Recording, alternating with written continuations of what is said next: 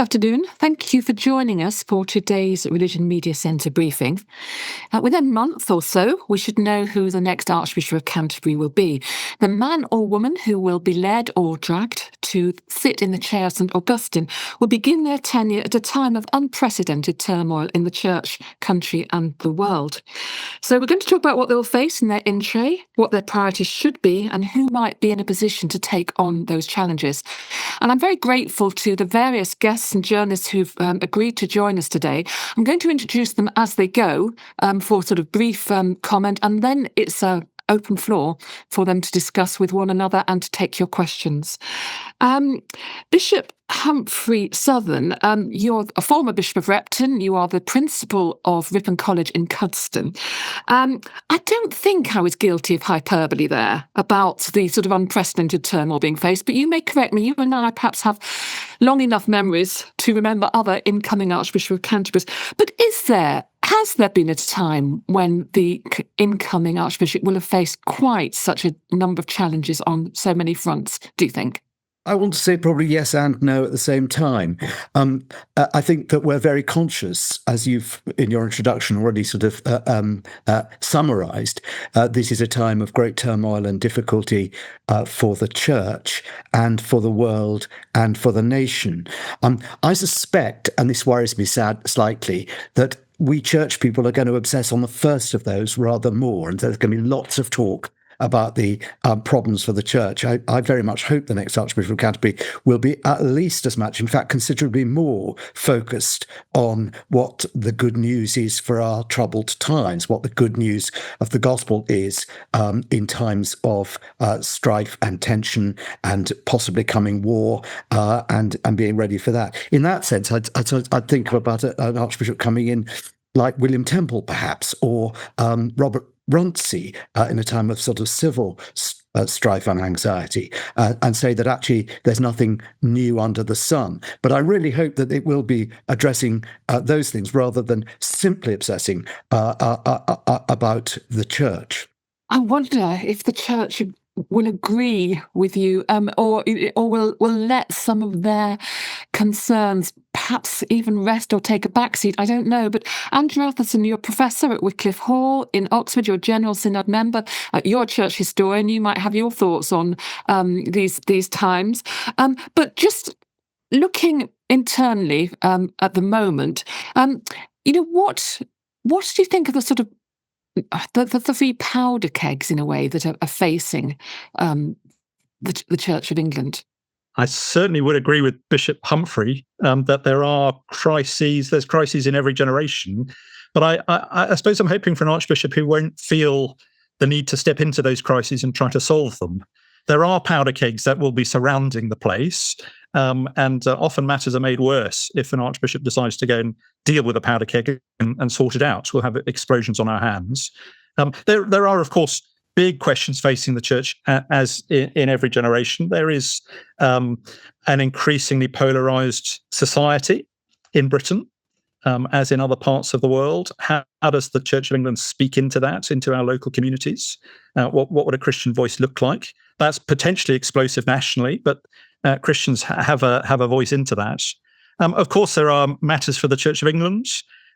So there's important new shape potentially of the church emerging out of the conversations surrounding the Living in Love and Faith process. What does that new shape look like?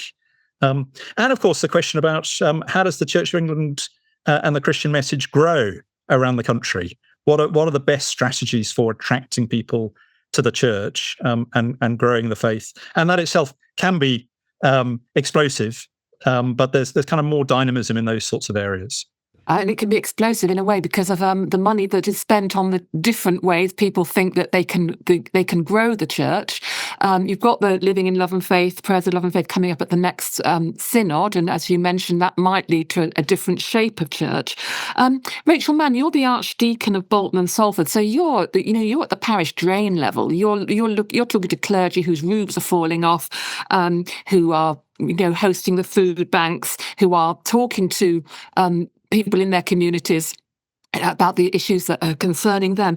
I mean, have they got time to think about who the next Archbishop of Canterbury will be?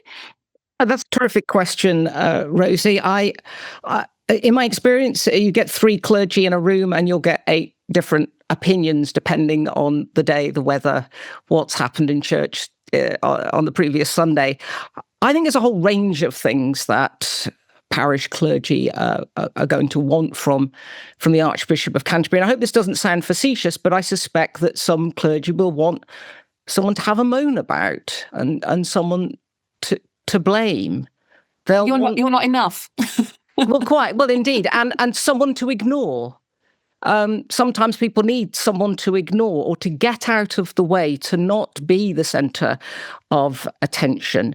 But equally, thinking positively, I suspect most clergy would want an archbishop to be someone who can model generous faith, respectful faith, who in this age of narrative can shape the Christian story superbly and attractively, and who's unafraid of this time when we live in an attention economy, and is unafraid of the nuances, the problems, the interest, and the complexities of things like TikTok and social media. Now, Angela Sheard, Reverend Angela Sheard, you're involved in training at Queen's College in Birmingham. I just wonder, your ordinands are going to be entering a church. They often won't know whether there'll be a salary for them or for the whole of their ministry, what the pensions will be like, whether there'll be jobs for them, how many parishes they'll have to handle. But I just wonder what they're saying to you about the kind of church they want to belong to and the kind of person that they want to lead that. Sure. So I guess there are concerns and kind of wonderings that I would say ordinands have voiced to me about the local level and the national level. So on the local level, there are some ordinands who are looking into the context in which they expect to exercise their ministry coming up pretty soon. And there are very much questions around kind of local sustainability, around the approaches of dioceses to restructuring and reimagining parish systems. And I think, concerns around resources and whether or not they will be able to kind of have the kind of outreach into the community that they want to have. But I think there's also questions which are much bigger around the national level, and those two sets of questions kind of merge into one another. They're not completely separate and compartmentalized. But I think there's interesting kind of issues nationally. I mean, some of the big issues that General Synod has been tackling and debating, so including the kind of safeguarding and the role of independent safeguarding in the Church of England, the ongoing LLF process, and to what extent the Church can live with contradictory convictions. But I think something relating to both of those, I guess, is the way in which power is held and used in the Church, and how do we kind of radically evaluate the structures and systems that are in place, and how do we imagine ways in which more people can have a voice. Thank you. Edward Nicol, you're a parishioner in London and in a sort of liberal-leaning church. You're on the PCC, you're on the Deanery Synod.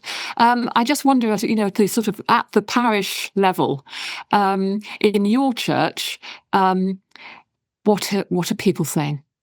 Yeah, so you mentioned about roofs pulling down, and Andrew's just mentioned about restructuring. I'm from a parish where the roof literally did fall down, and we're now probably going to be restructured or closed. I was a small parish in one of the poorest bits of England, and we just aren't financially viable. But I think it's so important that the church has a presence in every community, and you sort of wonder, what is the priority for the church if it's not maintaining that? I'd like a church which is truly a national church, a service for everyone. And that's not just the people who show up on a Sunday. And we are in an area which is majority Muslim, and Christians are the third biggest group. So actually there's more non-religious people. And lots of those non-religious people, they like the sacred space, they like the music and the culture of the church, but they feel like they can't go because they don't believe the right list of things. Thank you.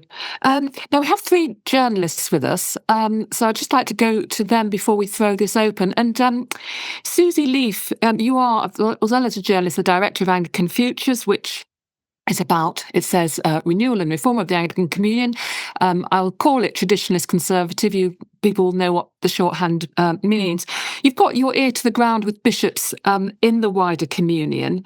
3/4 of the job of the Archbishop of Canterbury, or his or her time, apparently, is spent on the Anglican Communion. It's too late, isn't it, to have a unified Anglican Communion? People have already sort of taken themselves away from communion with the Archbishop of Canterbury over various issues.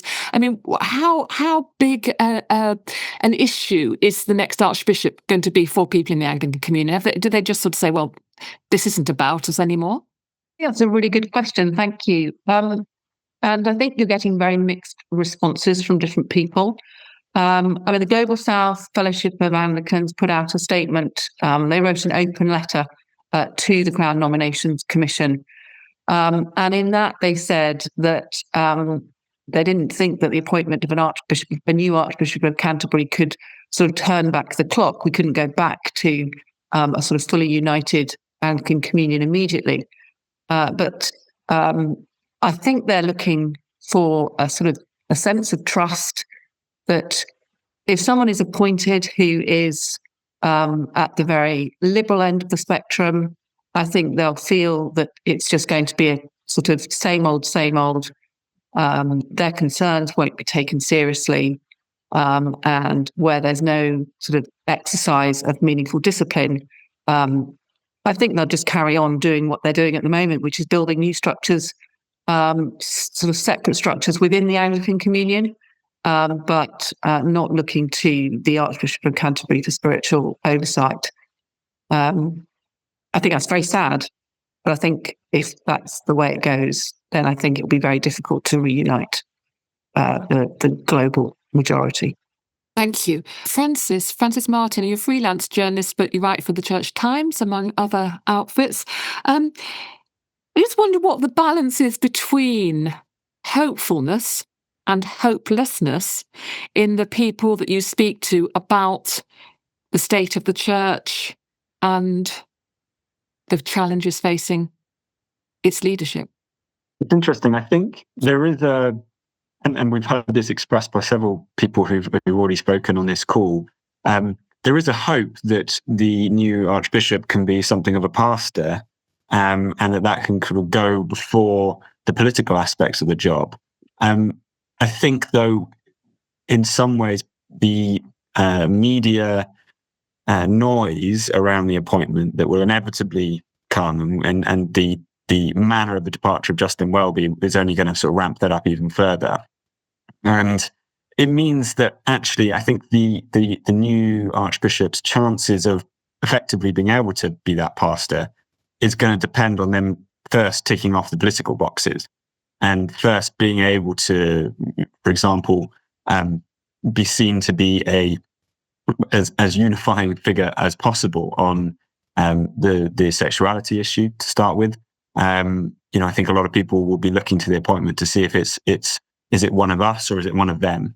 And with the various wings of the church. So being able to sort of convincingly assure all sides of the debate that they understand where they're coming from and are able to work with them, I think will be important. And I think those, as much as we would, I think, or a lot of people would like to talk about faith, about prayer, about, evangelism, I think none of these things can really happen effectively unless the political messaging can be got through first. Thank you. Tim Wyatt, you're another freelance journalist and a leading Anglican commentator on Anglican affairs. Just the Crown Nominations Commission, carefully chosen, balance of people from the Diocese of Canterbury, from the Central Church, from the General Synod, from the Anglican Communion, so carefully chosen that it's very, very difficult for them to come to an agreement, isn't it? I mean, can you just sort of talk us through a little bit about, what they're facing? They have to come to an agreement, don't they? I mean, they can't come out at the end of October and say, we can't find anyone. Well, it's not impossible. Long-time Church of England watchers will know that there have been 2 occasions in the last few years where a Crown Nominations Commission, admittedly not under such scrutiny, but choosing a more kind of regular bishop, if you like, has been unable to agree a candidate. The candidate has to have the backing of 2/3 of the members of the CNC. So it's a relatively high bar to make the appointment. You need to find someone who can speak across the factions that Francis was talking about, who can appeal maybe to some conservatives and to some liberals, to some high church, to some low church. So it's not beyond the realms of possibility that, we get some kind of press release announcing in a few weeks' time that the CNC was deadlocked and the process rolls on, which is a kind of the nightmare scenario for the Church of England. But yes, you're right. What I find fascinating is that this CNC is 17 people who've never been in a room together before. They've never met each other. There are people from Chile, and there are people from Palestine. There are people from Kent. There are people from all over England. There are bishops and lay people and vicars, and they all bring different perspectives. And for those of us who are kind of locked into the synodical politics, we know where everyone stands. But there's a lot of wildcard elements here. People who don't come from the CV, who aren't obsessed by the psychodrama of LLF over the last few years. So in some ways, it's quite difficult to predict which way the chips will fall. And particularly, this is the first time the CNC for Canterbury has had as many as 5 representatives from the global Anglican Communion. Historically, it was just 1. So there's fewer people locally from Kent, and they've been replaced with more people from around the world who might have a very different perspective on what they want to see from an archbishop, who might not neatly slot into our expectations of conservative, liberal, high church, low church, evangelical, Anglo-Catholic. So I'm really intrigued to see how it breaks down. If they are able to coalesce with that 2/3 majority, it might be a name, as so often has happened in CNC's past, that no one has been talking about. I don't know if you can just say something about the chair of the commission. This is Lord Evans, which is a government appointee. It's a government appointee, it's a Crown appointment, it's a national figure that's being appointed. So, has he got to sort of, sit lightly to some of those sort of internal wranglings that are going on? And he's obviously got to take a broad picture, hasn't he? He's got to really stand back. It's a very challenging job to do, to chair that group. Like I said, a very disparate group. CNCs have become increasingly politically toxic and poisonous, so I don't envy the task. Lord Evans used to run MI5, so he's probably had bigger things on his plate in his professional career than trying to find a new Archbishop of Canterbury. I suspect he's not fazed by the task, but yeah, he's got a very important role. So the specification for that chair is that they have to be a lay person, a communicant Anglican in the jargon, i.e. they go to church and take communion. So he is an Anglican, an ordinary parish Anglican, like many of us, who has been thrust into this role in trying to corral the various thrusting directions that the different people on the CNC will bring into some kind of unity. I think it's an exceptionally challenging job. I know Francis spoke with him earlier this summer. He might want to chip in something more if he's got a bit more insight into Lord Evans. Yeah, well, having interviewed him a few months ago for the Church Times, I very strongly got the impression of a man who was determined to get the job done. And as Tim alluded to, it's probably not the first time he's dealt with some difficult and disparate group of people potentially. Not that we know that the CNC is in any way it's been difficult, I'm sure, but they must have their moments sometimes. So I'd imagine that he's would be using all the levers he can in order to try and get that 2/3 majority at this point, because I think everyone's aware, and I think that will add a certain amount of pressure onto the CNC, that they don't want to be the people responsible for months, maybe even a year more delay if the process has to be rerun, all the bad headlines that will ensue. So an impression I got was of someone who's very determined to get it done, but potentially, it's hard to say because obviously he is a man who is good at keeping secrets. You'd hope, but he. Again, I didn't get the impression that he was particularly on one side or another, but that he saw his role really as being the chair and being the person in the middle who was getting people to coalesce around a viewpoint, and that wouldn't necessarily be his own. We don't know what his personal views are particularly, and I suspect that hasn't actually played into the process all that much. Thank you very much, and thank you everybody for your contribution so far. Do feel free now to put your hands up and ask questions of each other, and anyone else on the chat, please do so. And I'll attempt to moderate the discussion. Let's take it where people wish to take it. I do think that we should just. And this may well come up in the discussion, but that the reason for Justin Welby's departure was the failure, his or other people's, to bring the serial abuser John Smythe to account, and for the church's sort of wider failures on safeguarding. And I just think we should possibly come to that about, that's the sort of internal challenge, certainly at central level, that the church is facing. I want to come to back to Bishop Humphrey for a moment. Bishop, you sit in the College of Bishops, and I'm just sadly you weren't at a meeting last week where I expect this was on a major part of the discussion. But do you think the bishops? How much do they need to be led? In what areas do they need to be led? When do they want to be left alone? Do they want somebody to manage them? Do they want somebody to inspire them? Let's assume that they can't necessarily do all those things. What are you hearing among your fellow bishops about this?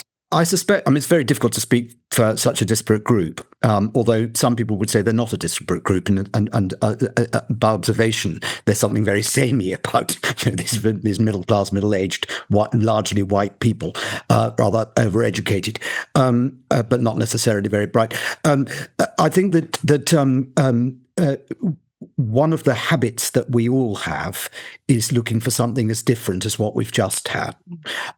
So actually, I think we've come to the end of a time at which bishops, and indeed the church as an institution, was being very highly managed. There was a sort of sense that the church was a kind of corporation, and the Archbishop of Canterbury was a kind of chief executive officer of that corporation. The formation that Justin Welby had was very much lent itself to that kind of assumption. That was a massive reaction from his predecessor, where what one was looking for was something much more sort of about intellectual stimulation and, if you like, sort of spiritual challenge. And so that reaction happened. Whether it happened willfully or accidentally, I'm not quite sure, actually. I suspect, though, we'll need another reaction, though, because I don't think that the church in experience is that kind of corporation that can be managed and led and have outcomes delivered in the way that may have been assumed before. So I suspect we probably will be looking for something which was more about sort of inspirational than directive. That's a rather crude distinction to be made. I was really interested in some things that Francis was saying about sort of prioritizing, as it were, the political, the theological, the spiritual. I don't think we allow vicars that kind of luxury. I think when we put vicars into parishes, we expect them to lead and to be equipped to lead across all those things, to manage communities, to be engaged in the local small p politics, to be theologians in the pulpit and elsewhere, to be pastors. And I think that we're looking for that, albeit on a sort of grander, bigger, maybe more confident scale. But it's actually about all of those things, and it's an integrated role. And if I can just say one other thing about who that's for, I was really interested by some of the things that Susie was saying, and your introduction to her bit. 3/4 of the time the Archbishop of Canterbury on the Anglican Communion. I want to say why. I want to say, what is it about this sort of colonial hangover that gives this role, that requires so much of this role in that particular area? Who says the Archbishop of Canterbury should have spiritual oversight, to use the phrase that Susie used, over the Anglican Communion? I think there's a real sense in which that there needs to be a sense that we have an Archbishop of Canterbury for the Church of England in the first instance, if that's where the leadership is and that's where the crises are. That's my little lobbing. Really interesting. I'd love somebody to come back on that. I mean, Susie, you might want to, but does anyone else want to come back on that as well? I mean, Angela, I don't know whether you have some thoughts about that. You have. Good. Your hand went up even before I mentioned you. What would you like to say about that? Read my mind, Rosie. I think there's a really interesting question around Anglican ecclesiology here and the role of the Archbishop of Canterbury within an Anglican kind of order of church, because I think, is the Archbishop of Canterbury in oversight over the whole of the communion, which would put him in a more similar position to the Pope in the Catholic Church, Roman Catholic Church, or is he kind of the first among equals and in a much more collegial role alongside the other bishops and indeed Pope Francis famously said, I am the Bishop of Rome, and Pope Francis actually played with that tension and tried to see himself more as a bishop among equals. And so I think the role itself is worth having a real debate around, what is that role within an Anglican understanding of church. But the second thing I wanted to say around this is around sort of the response of the church to social problems and social issues. And I think that there's a massive contrast for me between the concept of sort of managing the kind of our parishes, our kind of communities, and the opposite, which I would argue is creating space for reflection and kind of broader listening and conversation around these issues. Because it's almost like in order to create these kind of resonant spaces, if you like, for kind of deep relationship building and for deep discussion and debate, you actually have to step out sometimes of spaces in order to hold them in that way, which feels to me completely different to kind of having a much more controlling and managerial approach.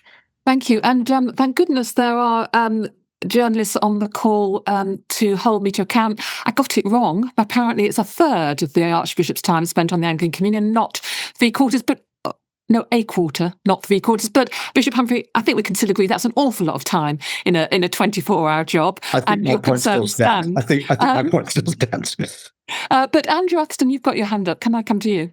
Just to pick up that Anglican Communion question, even if it's a third, it is too much, and it has been increasing almost in a ratchet style over the last few archbishops as air travel has become quicker and cheaper, and we've been burning up the air miles travelling around the communion. The Archbishop of Canterbury, of course, technically is the Archbishop for England, is not the primate, not the Archbishop for other parts of the world. And the Nairobi-Cairo proposals have been published in the last few months, which are recommending that constitutionally the Archbishop's role as the one who holds the communion together, that everyone in the communion goes through him in communion, is removed from the constitution of the Anglican Consultative Council. That's going to be discussed in Dublin in a few months' time. So actually this process for the Canterbury CNC of inviting 5 people from around the world to come into this decision-making body, I think runs completely counter to what those new proposals are saying. Probably the decision for who the new Archbishop will be rests on one vote in the CNC. It's finely balanced. It will be one vote either way, whether they can get the 2/3 majority. And probably that one vote will be, I mean, we know where the English folk will vote. Probably that one vote will come from Argentina. It will come from Ghana. I personally think it's wrong that the Archbishop of Canterbury is being decided by people when he won't be their Archbishop. Right. So we need a reaction against that. I've got to come back to you in a minute about you say you know the way the English will vote. That's very interesting. But just before I do that, on this subject of the Archbishop's role in the communion, very briefly, I've got Tim Francis with their hands up. If you can keep it tight, that'd be good, and we can move on to other subjects. Well, I thought it was really striking when Justin Welby took office. He made a very conscious priority within the first 18 months to go around and visit all of the 40-odd member churches of the communion in person, so he could sit down with the primates, see them face to face, try and repair some of the perceived damage from kind of the earlier crises in Rowan Williams' episcopacy. And it basically made no difference at all. I mean, the communion is significantly more ripped apart now than it ever was back then. And I think when I talk to people in Church of England, I hear a lot of what Humphrey and others have said, that, of course, the communion is important. Of course, we want to maintain our diocesan links. But fundamentally, the Archbishop is the Archbishop for England. And what I think people are yearning for is an Archbishop that they can feel proud of, an Archbishop that they can be excited by not a manager, not simply a bureaucrat and administrator, but someone who can have that public-facing role, speak to the nation that everyone in the C of E ostensibly exists for, and actually be that kind of pastor to the nation, speaking prophetically. That kind of thing is what I think would excite people, that kind of character. I think I'd sound a note of caution, I suppose, about the discussion in terms of sort of making structural changes, and I mean this applies within the English context as well. I think in a sense you can make all the structural changes you like, and it won't change the fact that in the popular imagination, the Archbishop of Canterbury is the big figure. And I think we see this in the Communion. I think we see this in the national church as well. That actually the Archbishop of Canterbury, just because of the name, the history, the Archbishop of Canterbury is the voice that people look to. And I think, if the Secretary General of the Anglican Communion is or the ACC is the person who has more control over the day-to-day running of the Anglican Communion, and yet when they travel around the world, they're not invited to meet with presidents and prime ministers, but the Archbishop of Canterbury is.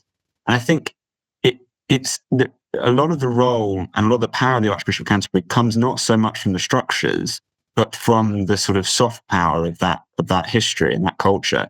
And so, as much as it's sensible to change those structures and to change the job description, whether that actually has a huge impact in what is expected of them and what people look to them for, I think is a slightly different question and may not change so easily.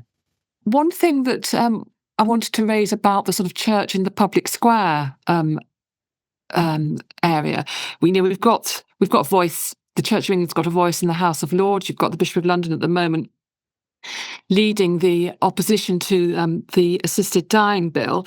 You've got a alleged, real or not, quiet revival of young people sort of starting to go to church. You've also got a noisy exhibition of Christian symbols in London at the weekend, which many people are very uncomfortable about, including bishops, according to this week's Church Times. So I mean, Edward, I suppose it is. It's that face of the church to people who really can't be bothered one way or other. The people who don't go to church, who what they see, what do we want? What do you want them to see? Is the question you've addressed, and I wonder if anyone else would like to pick that up before I move on to other things. I don't think it's an either-or matter. I mean, to pick up Edward's point, that distinction about managerial versus the wise,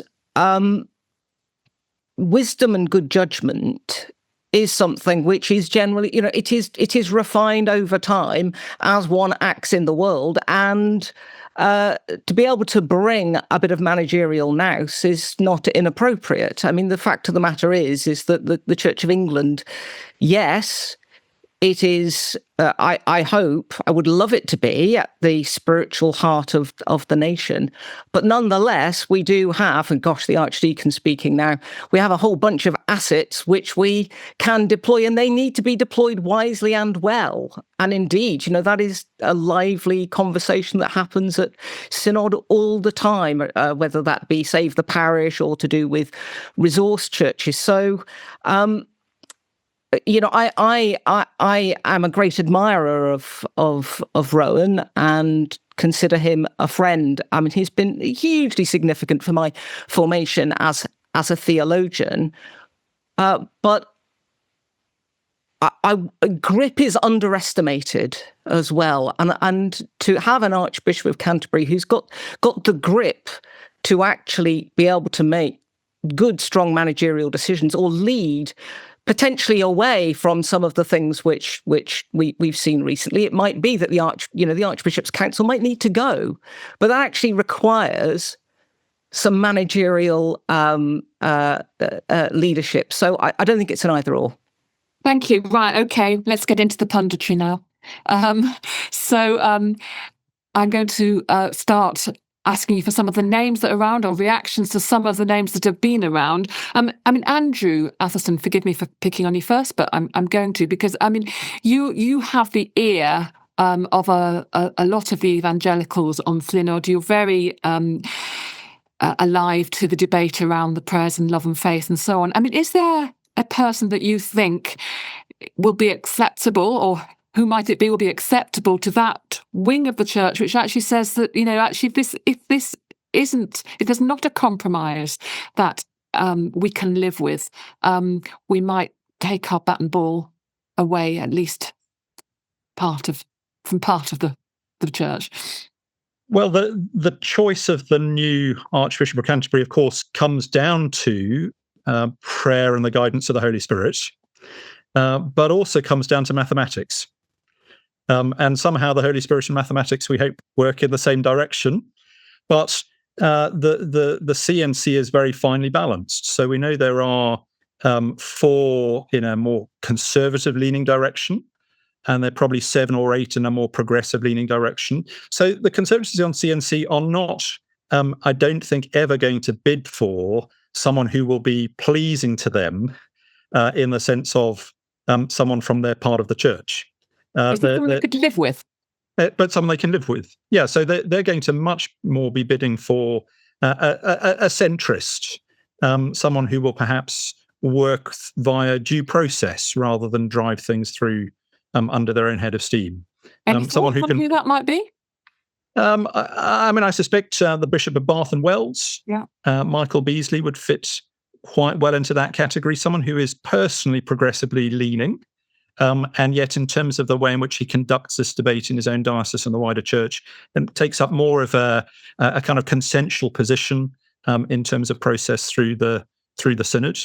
If the votes go the other way, and this is why I think we have 4 on one side, 8 on the other, which is a 2/3 majority, it comes down to the Anglican Communion 5. Will they vote 3 and 2 in one direction or 3 and 2 in the other? Entirely hinges on that. So I suspect the Bishop of Bath and Wells as the centrist, and then the Bishop of Chelmsford as the more identified progressive voice, Bishop Gully. I suspect those will be the 2 front runners, and it will be up to the candidate from Argentina or from Palestine to decide between them.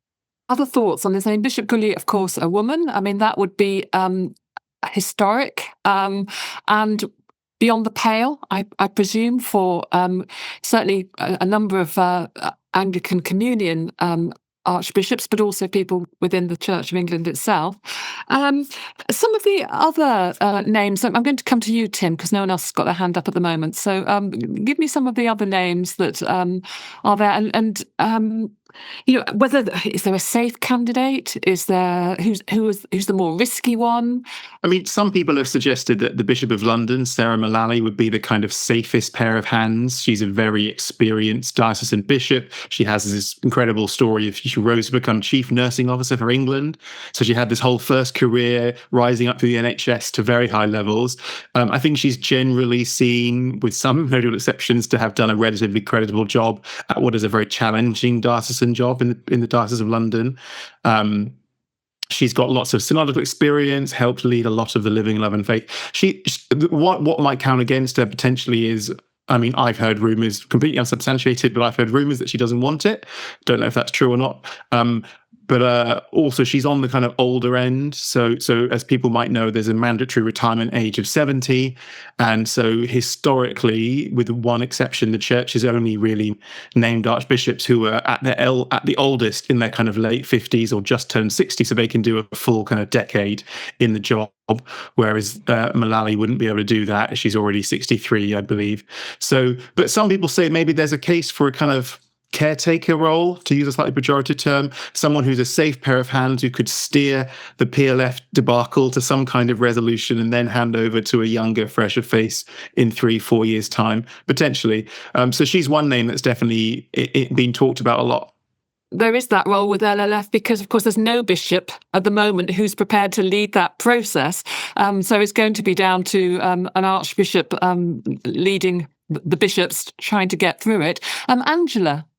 Yeah, I just wanted to kind of comment on this because people have talked about the kind of political position of whoever is archbishop, I guess, sort of within the context of the wider church. And I think there's a really interesting question for me around the role of bishops in relation to these quite polarized and fraught debates that we're having, should the bishops be more kind of neutral chairs of the conversation happening within their diocese, or should the bishops be kind of modelling debate by voicing their own disagreements and conflicts publicly, sort of amongst themselves in the House of Bishops and the College of Bishops? Because I think we're in a really interesting tension around this, and I think perhaps that will partly determine sort of where the new Archbishop of Canterbury sits in relation to these conversations.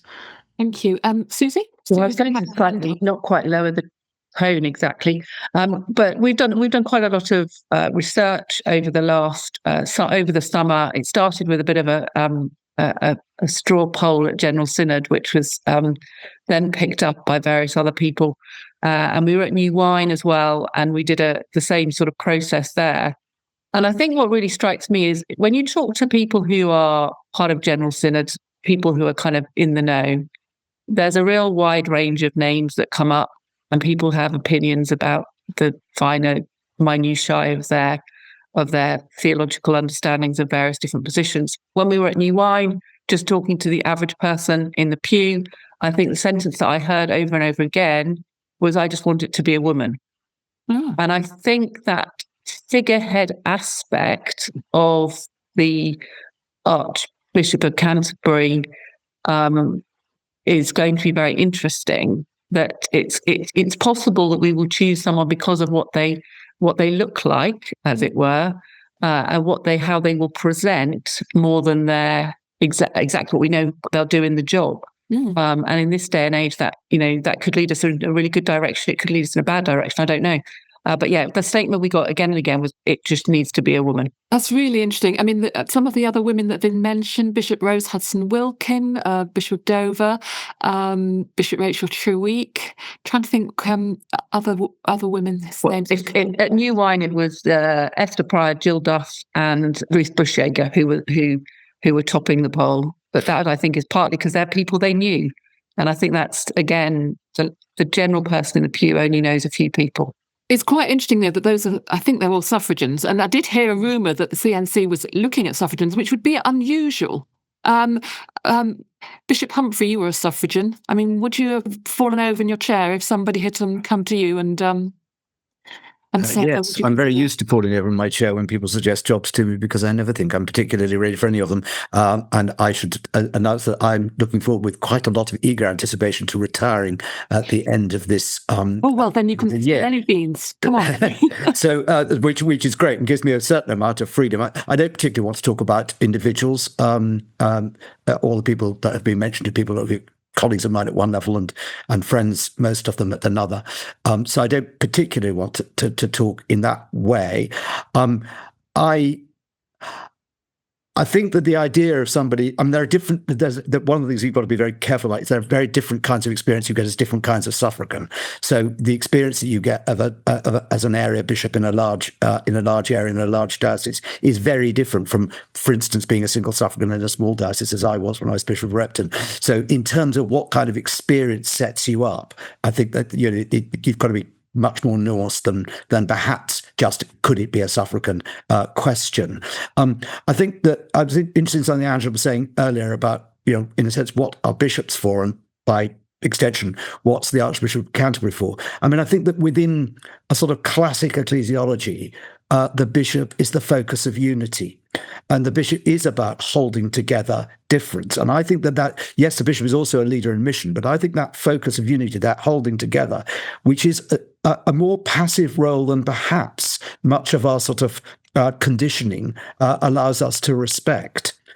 There's actually something about a kind of less prominent, more humble, quieter kind of leadership, which is less managerial, less driven, less about having the answer to everything. Now, that doesn't look very attractive. It's not what the Labour Party wants. It's not what the Conservative Party wants. It's what everybody's so terrified about in reform. There's a sort of sense in which I think the church might need to be bold enough to be rather countercultural about the kinds of qualities that are needed. I think what Susie said is really interesting about there being a kind of clamour for a woman. And I think there's perhaps slightly even more broadly than that, there's a kind of clamour for something different. I mean, the Church of England has had a tough time of it in the last few decades, and particularly in the last year or so. And I think there's a sense that the church wants to be able to say, look, we're changing, that certainly when it comes to the safeguarding debate, but in lots of other respects as well. And I think having someone who doesn't, very literally doesn't look like the previous archbishop, helps in that, just on a symbolic scale. I think the two names that Andrew mentioned, I think, are really interesting. I agree. I think that they were identified right at the start of this process as likely frontrunners, and I think that's probably fair. I think it's worth noting that both of them are, in their own way, quite radical. The Bishop of Bath and Wells has been the sort of figurehead for attempts to move some of the central money in the Church of England to the diocese. It sort of failed at Synod in July, but that's certainly something that he would, I don't imagine, would sort of give up on if he was to get the nod for the top job. And the Bishop of Chelmsford is known to have sort of asked questions about and to voice reservations about managerialism within the church and the focus on church growth, which is another really sort of thorny existential discussion that is going on in the church. So I think either of those two options would be a big departure from the status quo. The difference in some ways is that the Bishop of Chelmsford looks much more like a departure from the status quo to the outside observer than the Bishop of Bath and Wells does. Two thoughts. One relates to what Humphrey said, the other to what Susie said, and I'm not going to speculate on specific names. Humphrey talked about modelling a different kind of leadership, I guess a quieter, more discreet, attentive leadership. I'd be really intrigued to see what that looks like, particularly in this age of clamour and noise. I fear that such a leader would be deeply attractive to many of us who are drawn to the mystical tradition, as it were, or certain kinds of contemplative traditions. I'm not sure they'd be heard. This is an age of attention. It doesn't really matter what's being said as long as you're saying it a lot. That's how it strikes me. That's how certain political leaders seem to operate, is that as long as you're saying a lot loud, you're going to be attractive. So in one sense, I would be thrilled. I really would be thrilled to see what that quieter, discreet, attentive leadership looks like. But I fear that they would be lost. In terms of what Susie said, the longing for a female leader, a woman.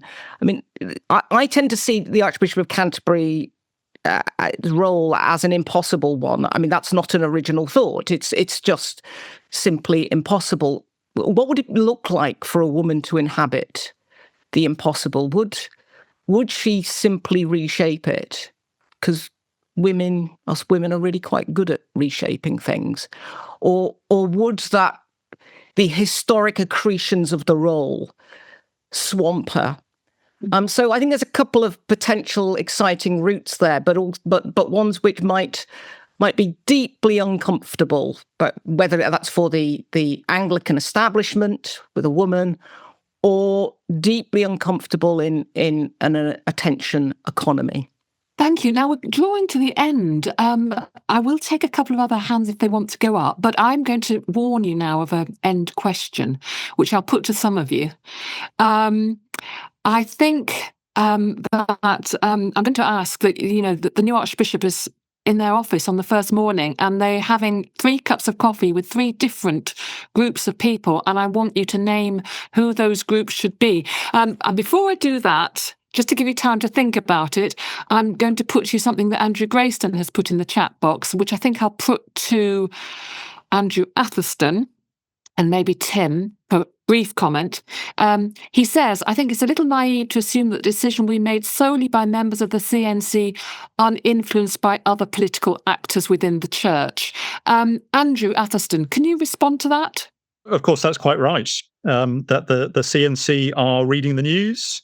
They are no doubt being lobbied as much as they try not to be lobbied. They will have people sidling up to them and asking them questions and suggesting names.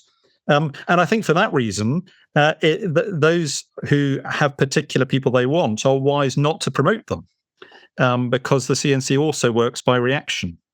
So just as there's a head of steam behind a name, so there will be a head of steam in another direction, making sure that they don't get in. So there is wisdom, in a sense, of those of us who are in the commentary world not commentating and just letting the CNC get on with it. But they certainly have their ears to the ground. Yeah, I mean, obviously, Andrew and both Andrews are correct that there is large, well-established factions who are doing their lobbying and advocating behind the scenes, and particularly the central 6 CNC members, synod members who are on the CNC are deeply plugged into those networks and are no doubt in countless WhatsApp groups and email chains with names being flung around. What is fascinating, though, is that the vote remains a secret ballot. And that was tried to be changed earlier this year, but it failed. And so even those 17 people behind closed doors, they don't know how their other 16 members are voting. And so that's how it remains a bit of a black box, a bit of a mystery. You might go in, say to your faction, oh yeah, I'm definitely behind person A or person B. But ultimately it's between you and God what name you cross in the box. And that's what makes it so fascinating and so unpredictable, is that sometimes the name it spits out is not at all the person that all the factions have been lobbying and fighting for. I want a film called CNC. I mean, it's not got quite the same ring as Conclave, but, wouldn't it be fascinating? Right, okay, so that question about the 3 groups of people, I don't think it's time to hear from everybody, but I'd like to hear from you, Edward. Who are those 3 groups of people that should be having coffee with the Archbishop of Canterbury on their first morning in Lambeth Palace? So when Bishop Humphrey mentioned that the Archbishop needs to focus on not just problems of the church, but problems facing society and the world. So I think the 3 people you meet shouldn't be from the church at all. They should be migrants. They should be other people who are disadvantaged. Yeah, anyone not the church. Okay, Angela. Yeah, I completely agree with Edward. I was going to say the exact same thing. I think his meetings or her meetings should be focused around some of the pressing social challenges we face, some of the sort of social, economic challenges, the political challenges. And I think that, for me, is the primary area of interest. And Rachel, 3 groups within the church. Don't try it, because I'd written down 3 groups outside the church. Oh, well then. Bishop Humphrey, 3 groups within the church. Publicans, sinners and outcasts. Be following a very good template there. Thank you. Oh, that was so enjoyable, everyone. Thank you so much for joining us. I mean, soon we'll be having a discussion about the poor person who gets the job. But thank you so much for joining me and discussing the issues they're going to face. And it was good fun. And enjoy your lunch. Thank you.